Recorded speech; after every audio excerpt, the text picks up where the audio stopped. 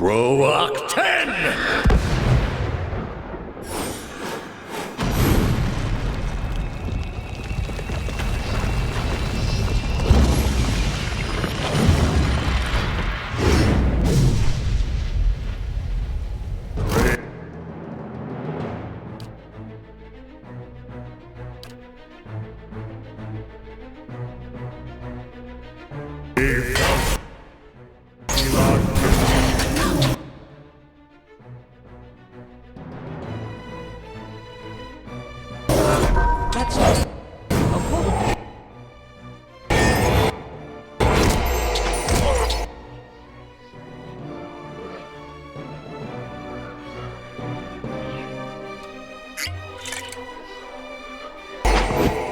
Let's done this!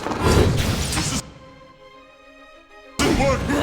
That's the Love the rules beyond the sea.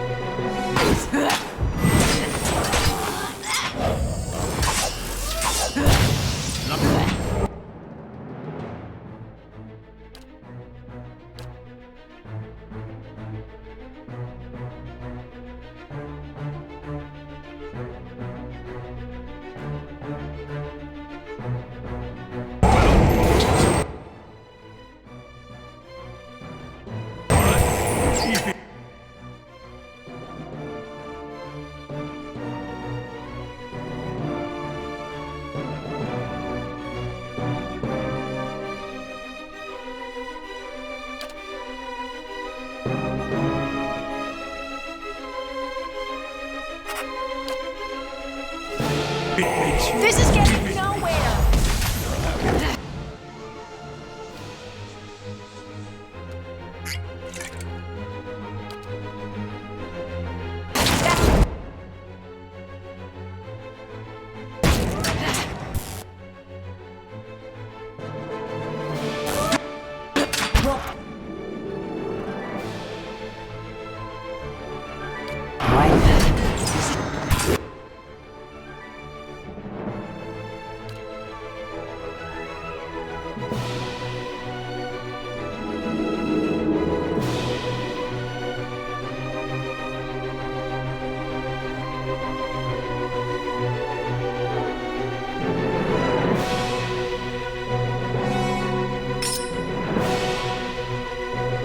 What is it? Oh, thank you.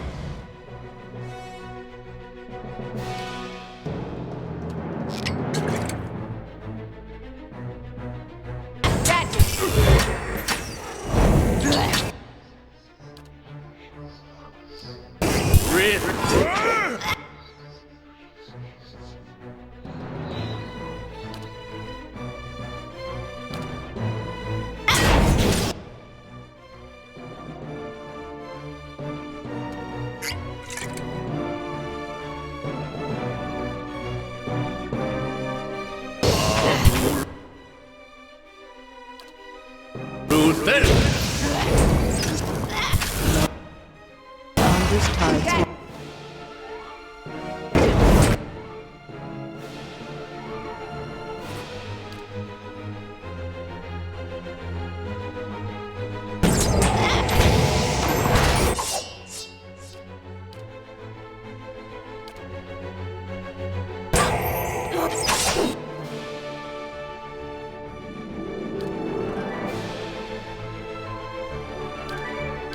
What?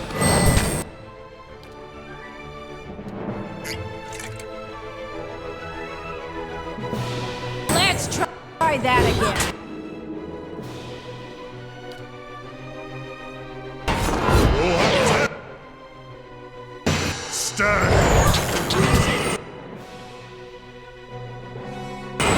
that wood.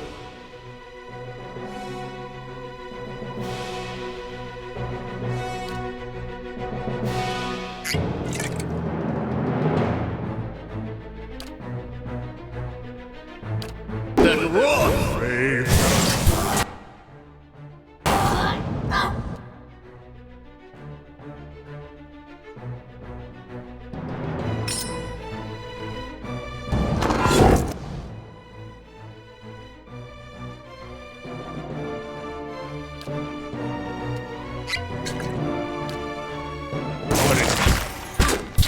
Fiery whore of a goddess!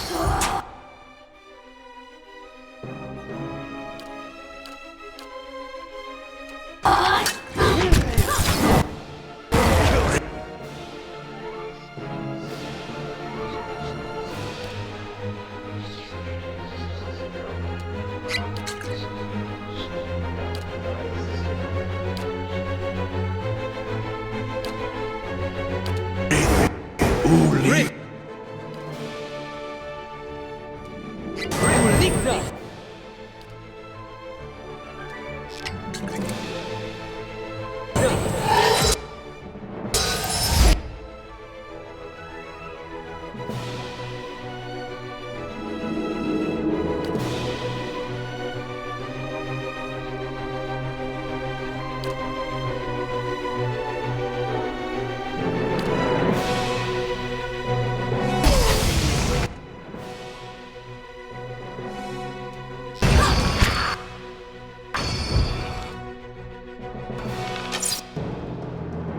Stand!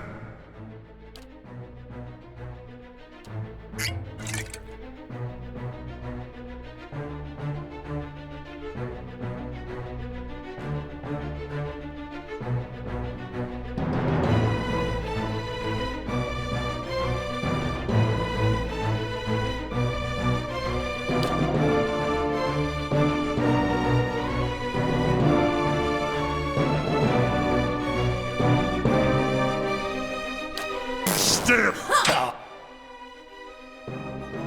Oh, thank you. Stand still!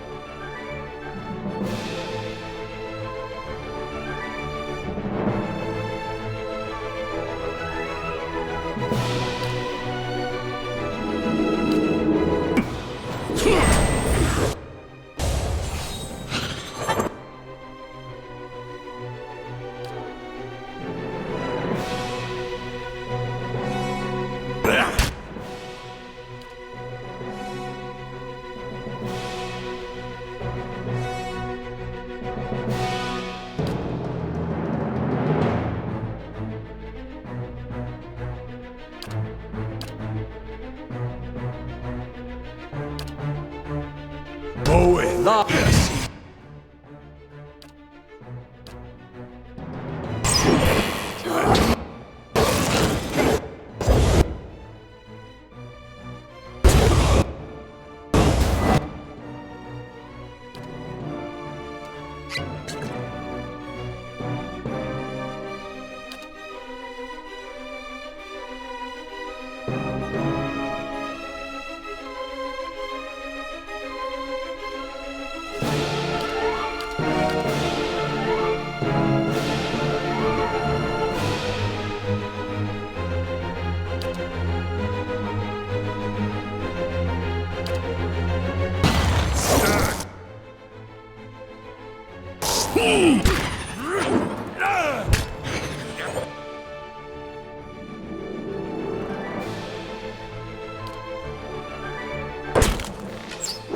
If it makes you rest easier.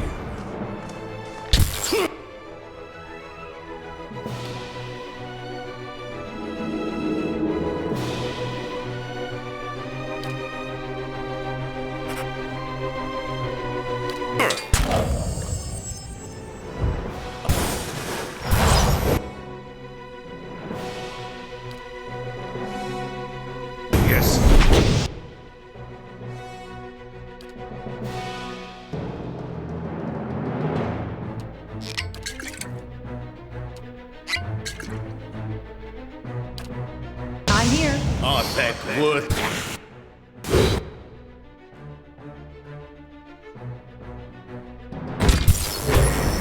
I'll kick it.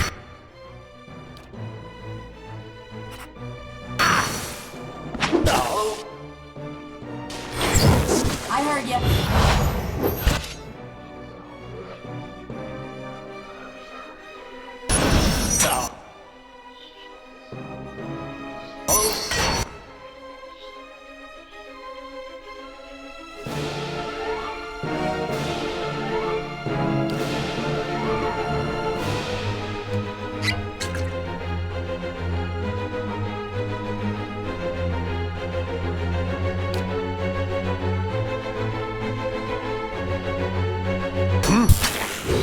Too long.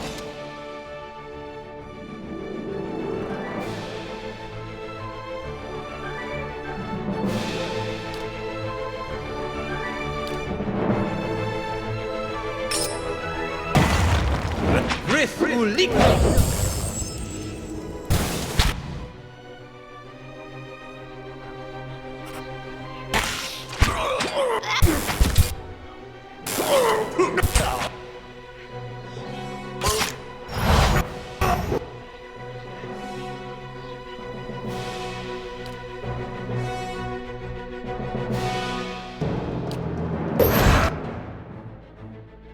Forgive me, Woodica.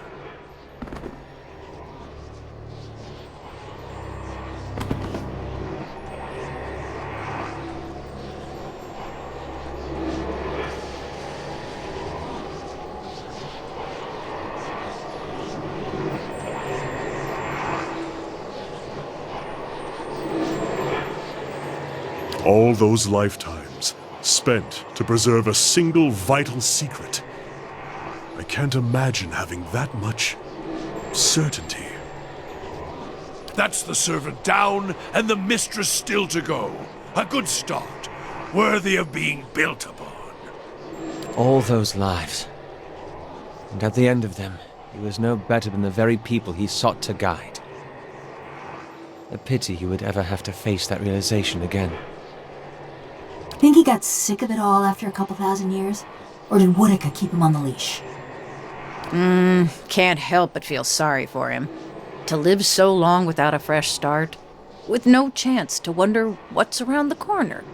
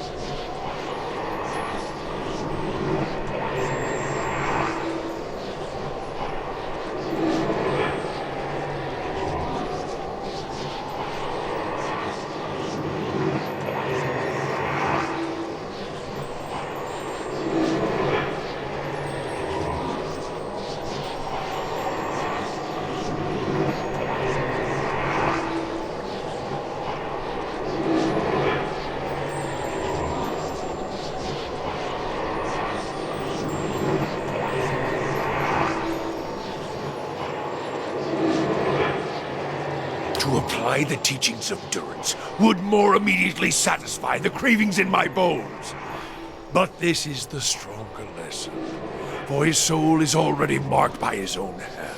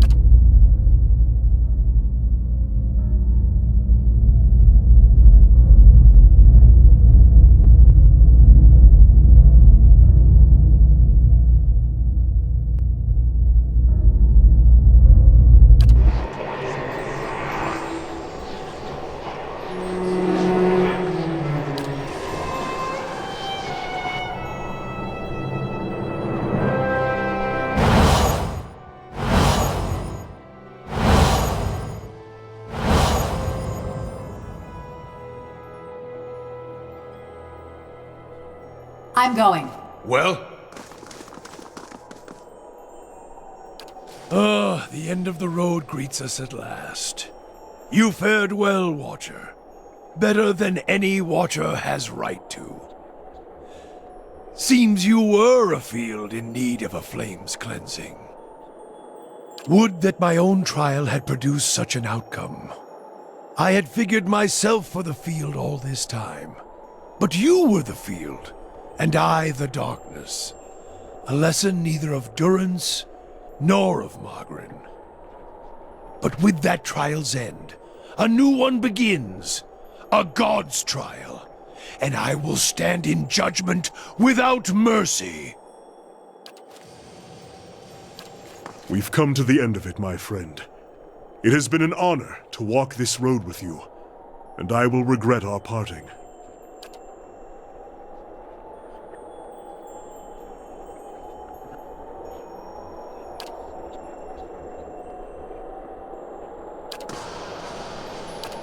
Astounding. I always knew the Leaden Key stood for something big, but I didn't quite realize what I'd gotten myself into. And now, you're in the middle of something even bigger. With a decision that will affect millions. This is beyond either of us. The certainty of the gods is a mercy. Power like this is a heavy burden. Just look at how it crushed Thaos. Perhaps he was right to surrender it to Woodica. It's your decision, of course. And whatever you decide, I'm glad our paths crossed in Gilded Vale. What is it?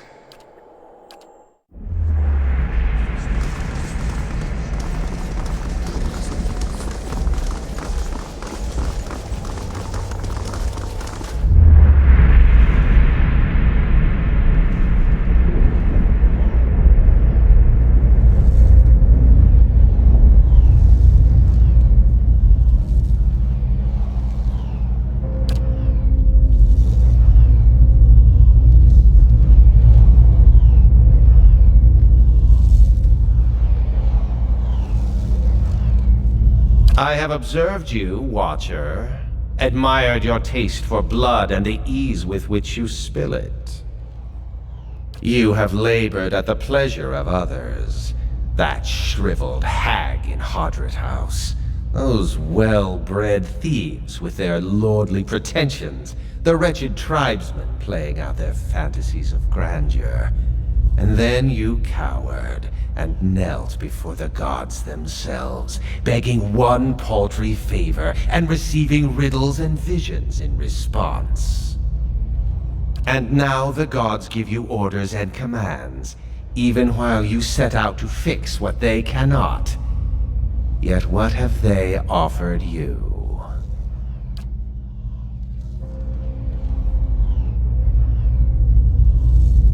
The exiled queen is not an ungrateful patron.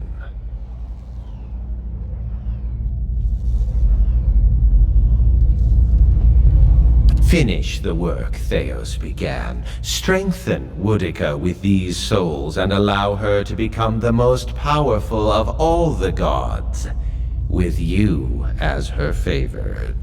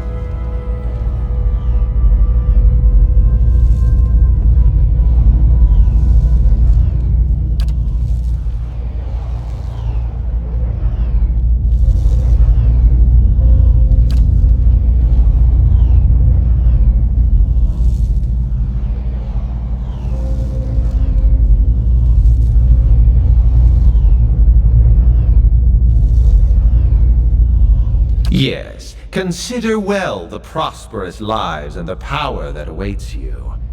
I'm certain you'll choose well.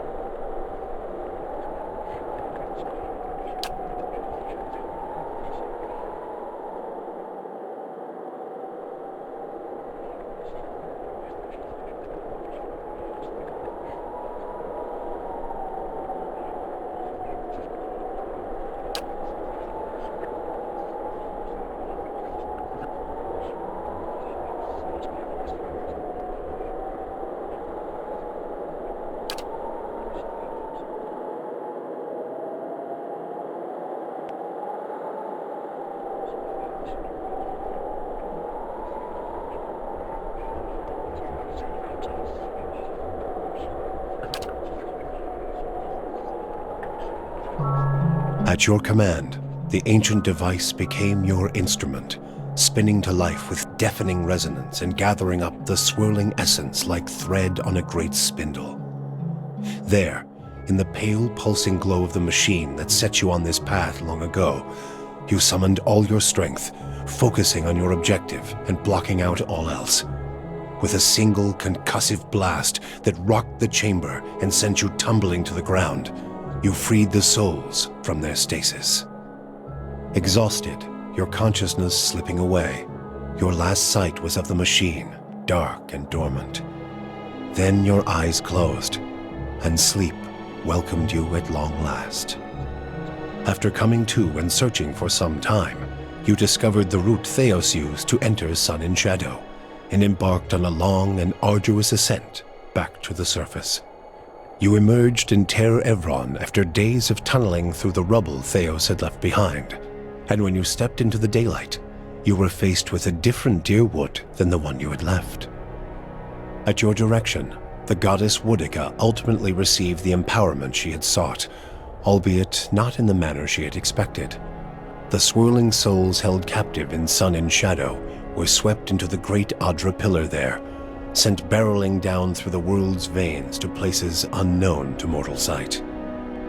Though no word would reach your ears of their arrival, by the time you would return to Twin Elms, word had spread of a miracle on their burial isle, and pious Glenfathans were already streaming in from all over to observe the statue of Woodica there, its once broken crown, now fully restored. But for Deerwood itself, the last hollow birth had come and gone, and the country celebrated the lifting of Widewind's legacy none the wiser as to what future costs its end might hold. Gilded Vale remained under the harsh rule of Lord Radric, who reigned unopposed after the death of his cousin Kolsch. He continued to terrorize the people of Gilded Vale, looking for Aerthasians in their midst. But to Radric, the sudden and unexpected end to Widewind's legacy came as a sign of the success and righteousness of his efforts, and in time his own people came to believe it too. He relaxed his use of authority, no longer seeing his own people as potential threats, and Gilded Vale began to regain some of its old luster. Following the assassinations of Duke Avar Wolfgren and Lady Webb, Defiance Bay was thrown into political upheaval. In the ensuing weeks, the streets had become the domain of looters and blackguards. Few dared to step outside their own doors alone or unarmed. But order would soon come from an unexpected source. House Dominel, realizing that stability was good for business, brought the city's criminal elements in line through a systematic campaign of fear and intimidation. Capitalizing on a reputation for brazen fearlessness earned with the murder of a marshal of the Crucible Knights, the Dominels aggressively pressed their authority, murdering all would-be rivals and collecting coin from all transactions in the city, and becoming arguably the most influential house in all of Deerwood. Defiance Bay would not fare so well. Squeezed by the Dominels for every piece of copper, prices soared, and trade ground to a halt. Many commoners found themselves unable to make a living, or forced from their homes to make room for others more favored by House Dominel. Petty crime, prostitution, and vagrancy would reach new heights under their watch, and many would flee the city in droves for the more favorable economy of New Heomar. Though the machine atop Ter Noaneth had been disabled, it had not seen its last use.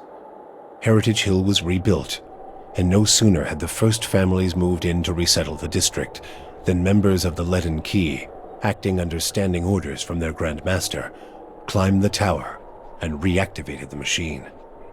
The initiates slew a handful of the new settlers under cover of night and watched as history repeated itself, the victims reanimating and devouring the survivors. After this second incident, the district would remain abandoned.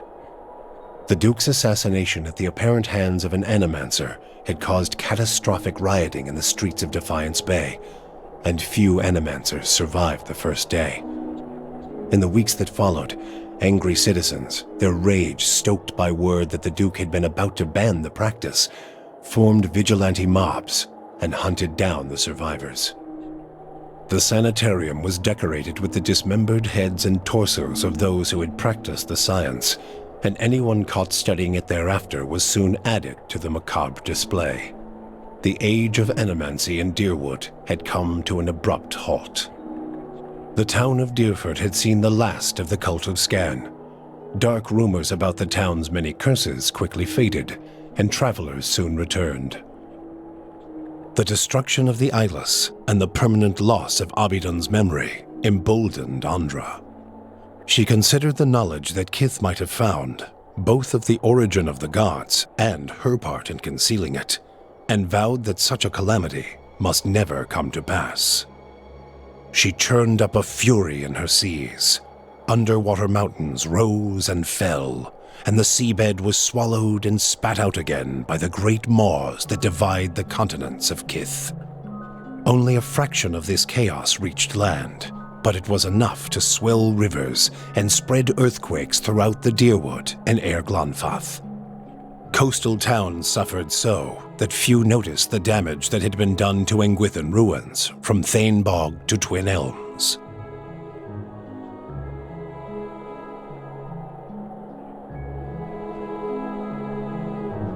Thus, they sealed off the White Forge and abandoned their pursuit of Durgan steel. Durgan's battery became a trading post once more, and Stalwart thrived in its shadow.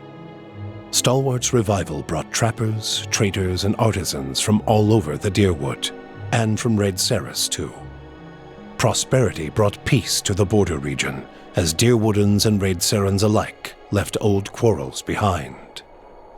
The battle against the Eyeless left Stalwart more hostile than ever toward the ogres in its midst, and the villagers grew bolder as they grew more prosperous.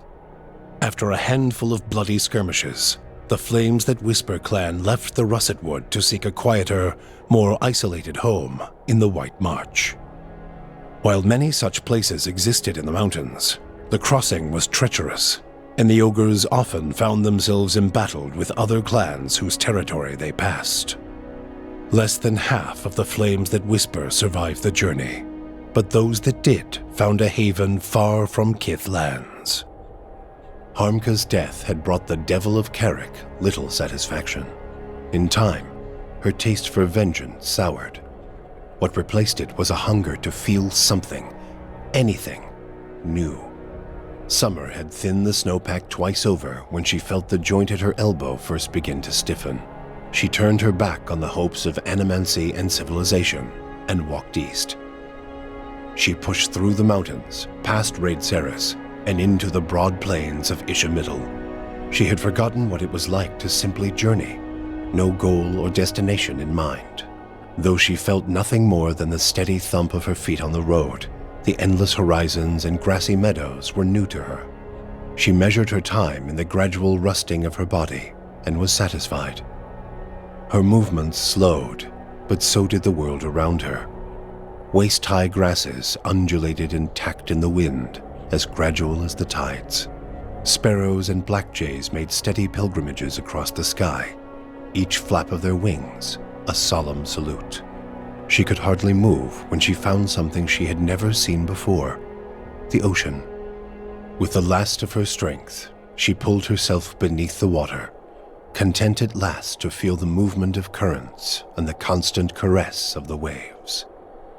Once Maneha had made peace with her memory, she decided the time had come to face her more recent past.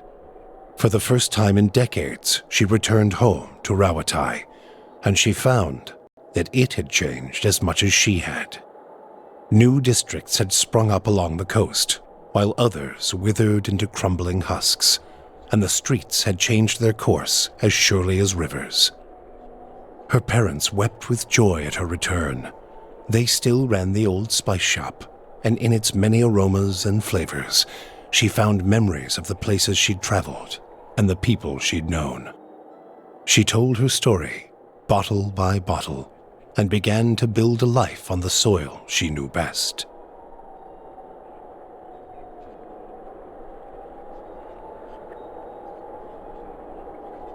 The Audra dragon known as the Master Below, her soul now housed in the body of the huntress Fallen Roet, passed out of Deerwood in relative anonymity, her final destination unknown, even to herself.